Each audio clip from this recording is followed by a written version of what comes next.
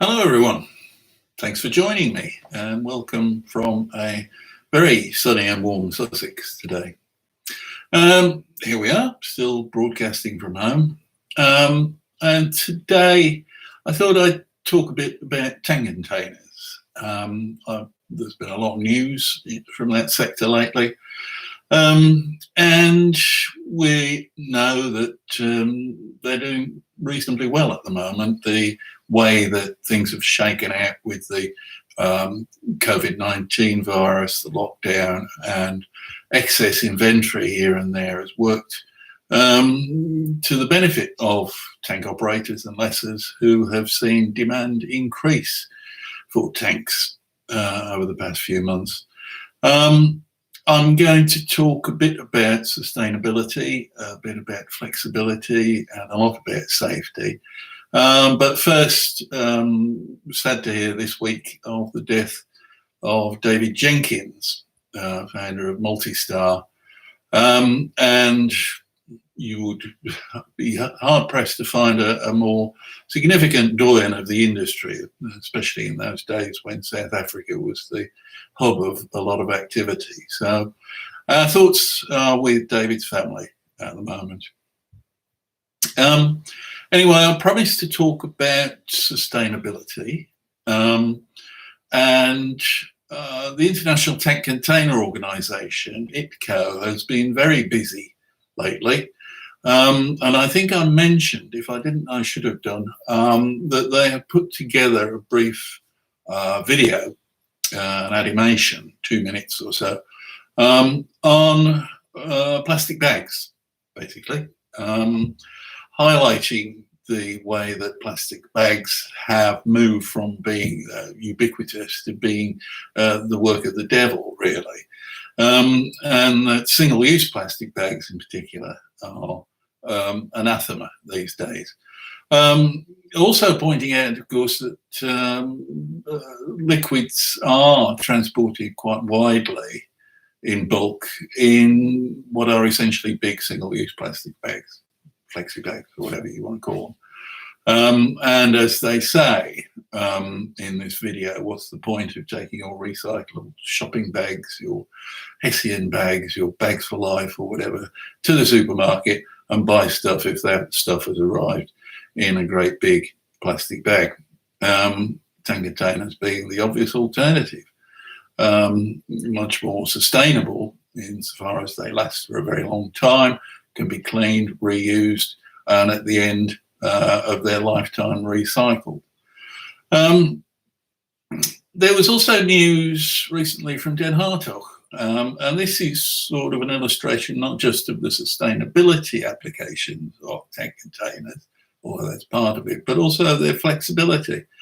Den Hartog is involved in a contract now to supply methanol to at least one ship owned by SAL Heavy Lift for use in its main engines.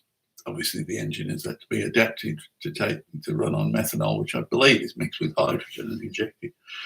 But the way it's delivering this is by sending a tank full of methanol to the port where the vessel calls. The tank is loaded onto the vessel, plugged in, and when it's empty at the next port of call, a fresh tank container full of methanol is waiting, and it's swapped out for the empty one. It's the benefit of the global supply chain in chemicals. So that offers an illustration of flexibility, the things that tanks can be applied to, and also they can be used to improve sustainability performance.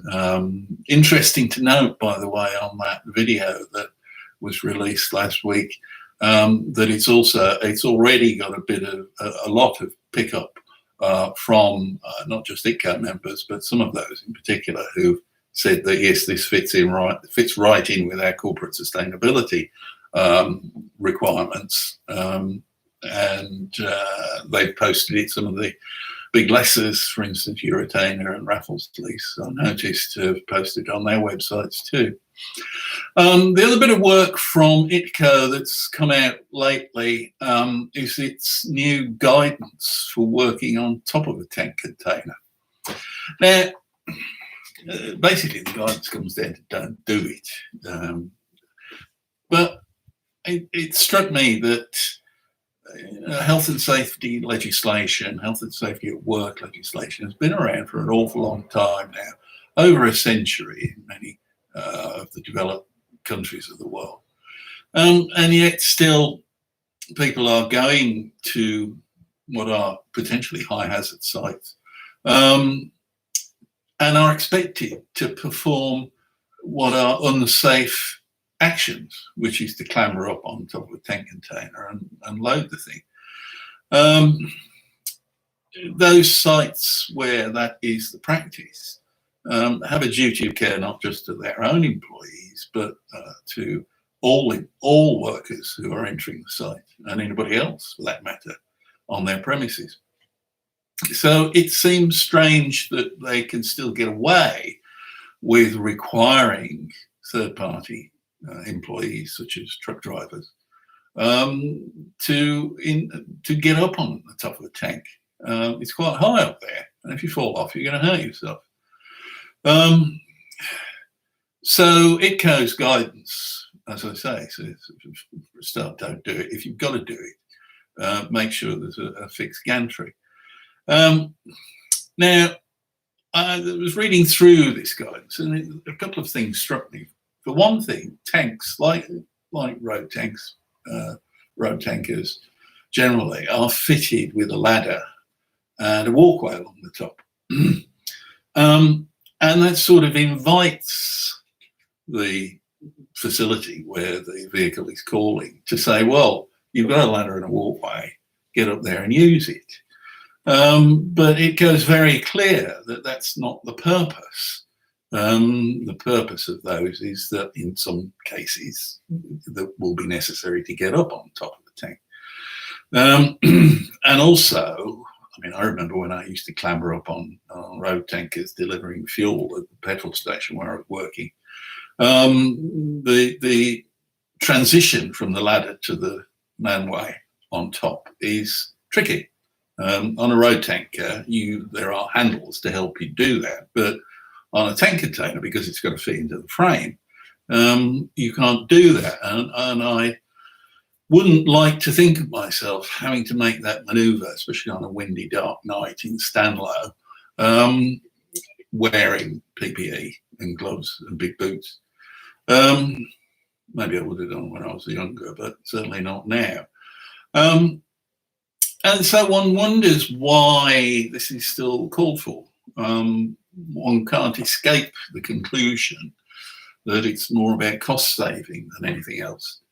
You know, a full gantry will cost somewhere in the hundreds of thousands, I should imagine, or around about $100,000, euros, sterling, whatever. But then what's the cost of having an accident? This is what people, safety professionals, often say. If you think safety is expensive, try having an accident.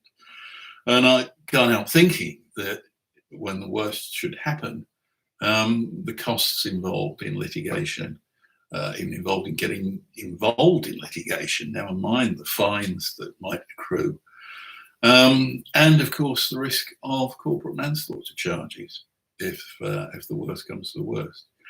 So the ITCO guidance does have some very useful stuff, not least on health and safety legislation, best practice for working on top of a tank container, or not, ideally.